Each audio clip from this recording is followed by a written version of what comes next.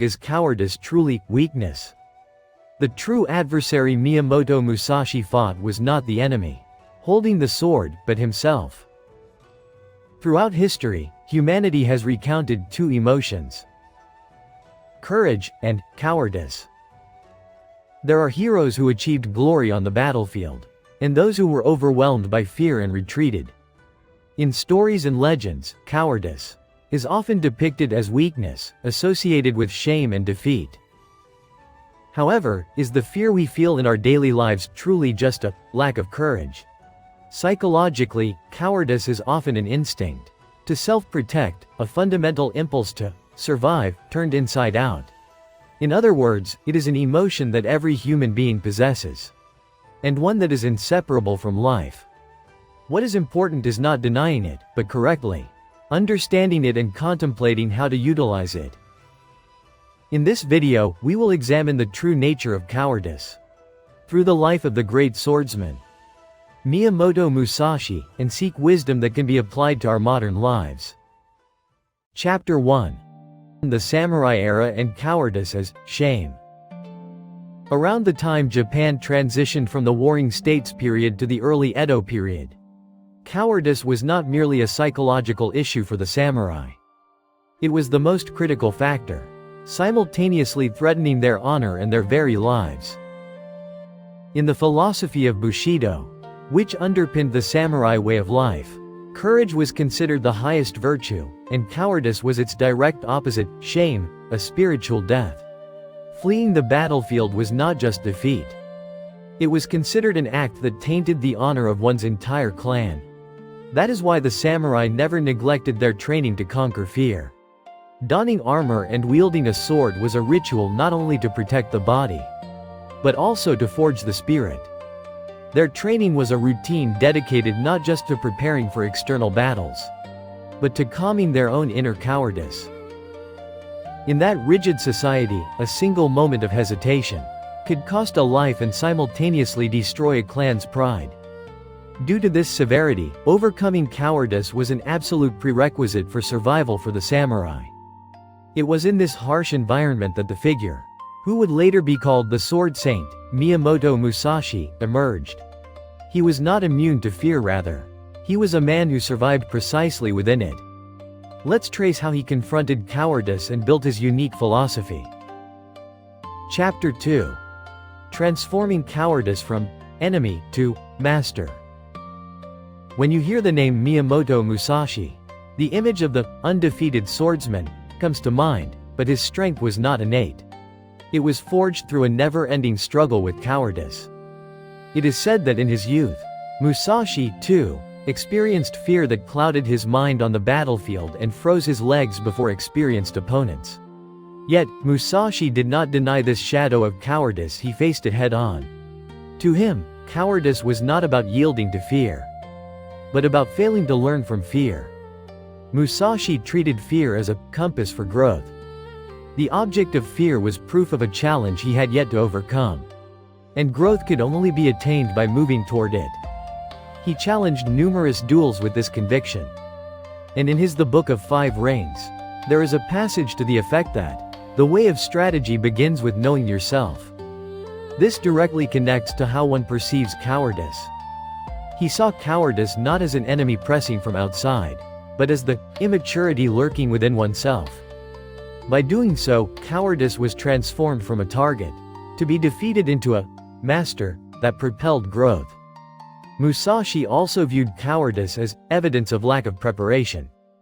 If one is fully prepared in mind and body, fear diminishes.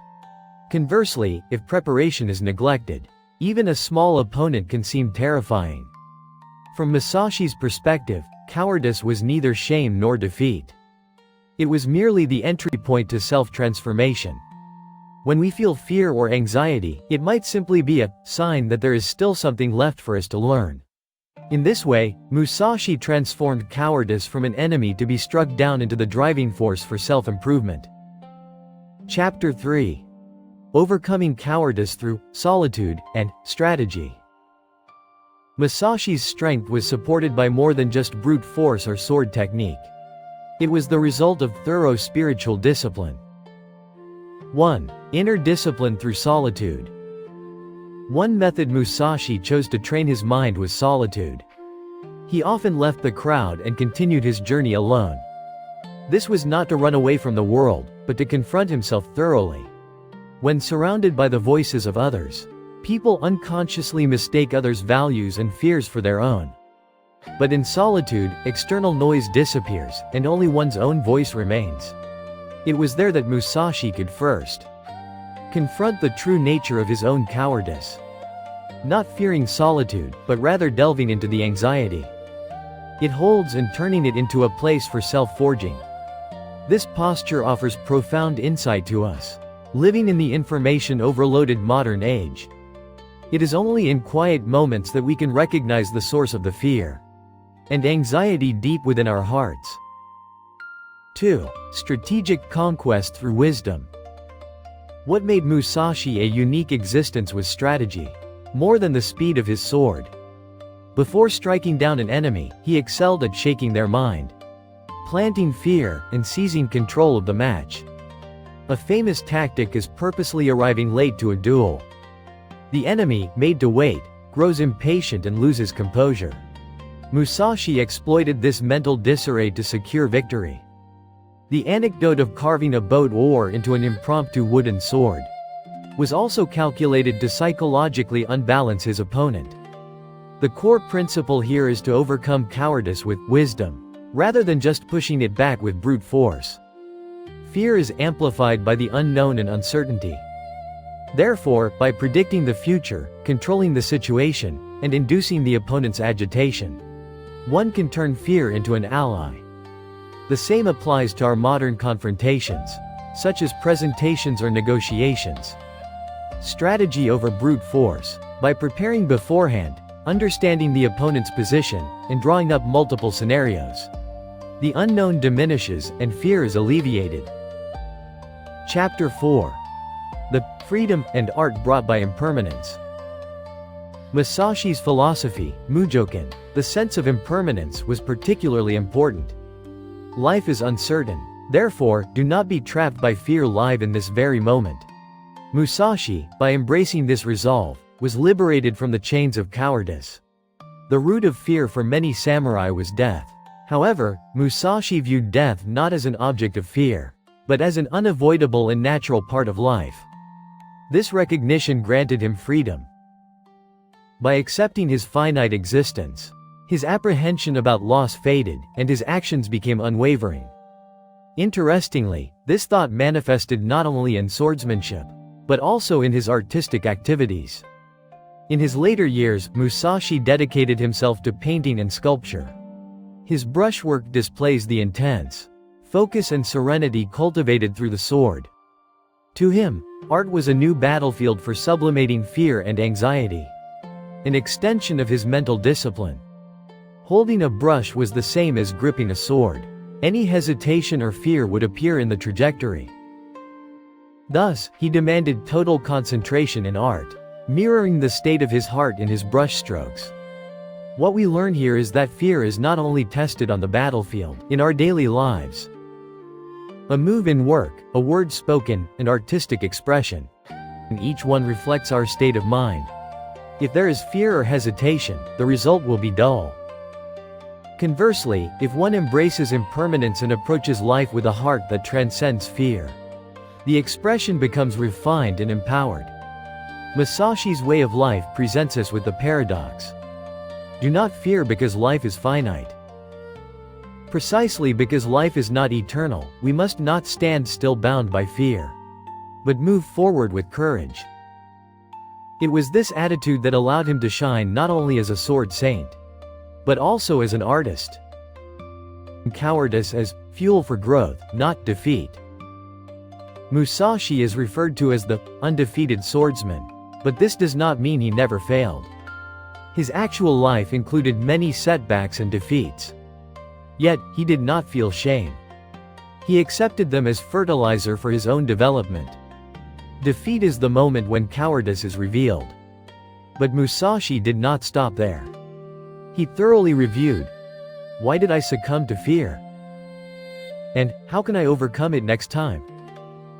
To him, defeat was not an end, but the beginning of learning. The same applies to us in the modern age. Failures at work, misunderstandings in relationships, setbacks and challenges, these happen to everyone. What is crucial is not closing our hearts in shame, but accepting them as points for correction for the next attempt. By doing so, the weakness caused by cowardice gradually transforms into strength. Musashi's true strength lay not in never losing, but in never letting a loss go to waste. The 3 keys to applying Musashi's teachings in the modern battlefield. The battlefields where swords were drawn are gone, but our daily lives are filled with battles of a different kind. Presentations, negotiations, and relational conflicts, moments where our cowardice surfaces. In such times, keep Musashi's 3 keys in mind. 1. Thorough preparation. Just as Musashi regulated his mind and body, practice and rehearsal calm cowardice. 2. Strategy through wisdom. By reading the opponent's position and simulating the situation, you reduce uncertainty and suppress anxiety. 3. Self-dialogue through solitude. Intentionally create quiet time to explore the roots of your internal fear and anxiety. In the small battles we face today, by not neglecting preparation, refining strategy, forging the self in solitude, and accepting impermanence, we can transform cowardice into power and propel ourselves to the next stage. That concludes today's video. What did you think? Instead of trying to defeat your fear or overcome your weaker self, the true path is to face them, accept them, and move forward with them. The passionate words of the master swordsman, Miyamoto Musashi, continue to move our hearts even after 400 years. I also carry my own anxieties and fears, but I hope we can advance together. On this channel, we share content designed to sharpen your inner strength through the philosophy of Japanese samurai. If you found this video interesting and would like to see more, please hit the subscribe button and give us a like. We look forward to seeing you in the next video. Thank you very much.